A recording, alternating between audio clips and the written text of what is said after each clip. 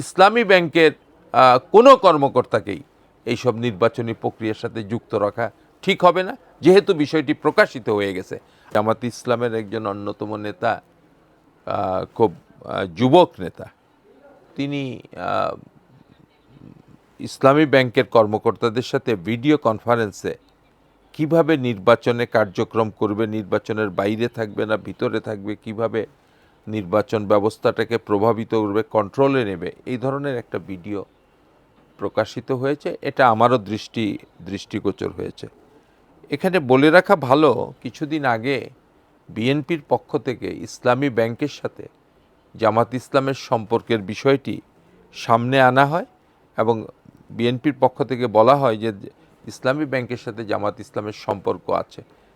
এই বক্তব্যের পরে জামাত ইসলামের পক্ষ থেকে বলা হয়েছে যে ইসলামী ব্যাংকের সাথে, ইসলামী ব্যাংক একটি পৃথক অর্থনৈতিক সংস্থা, তার সাথে জামাত ইসলামের কোনো সম্পর্ক নাই।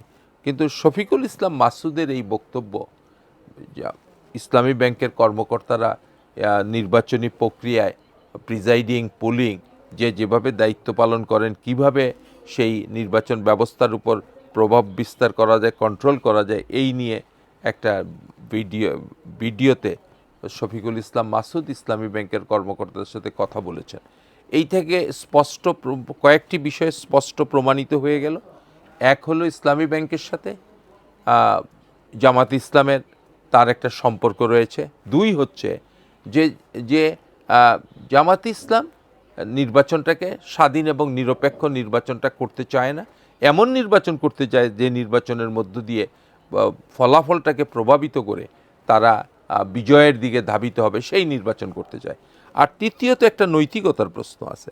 একটি রাজনৈতিক দলের নেতার সাথে ইসলামী ব্যাংকের কর্মকর্তারা যারা প্রিজাইডিং, পুলিং ভূমিকা পালন করবেন, তাদের সাথে তার সম্পর্ক, ভিডিও কনফারেন্স, ডাইরেকশন দেওয়া, দ্যাট ইজ, এতে ইসলামী ব্যাংকের যারা এই নির্বাচন প্রক্রিয়াতে যুক্ত হবেন তারা প্রভাবিত হবেন এবং জনগণকে প্রভাবিত করবেন নিরপেক্ষ নির্বাচন যাতে না হয়।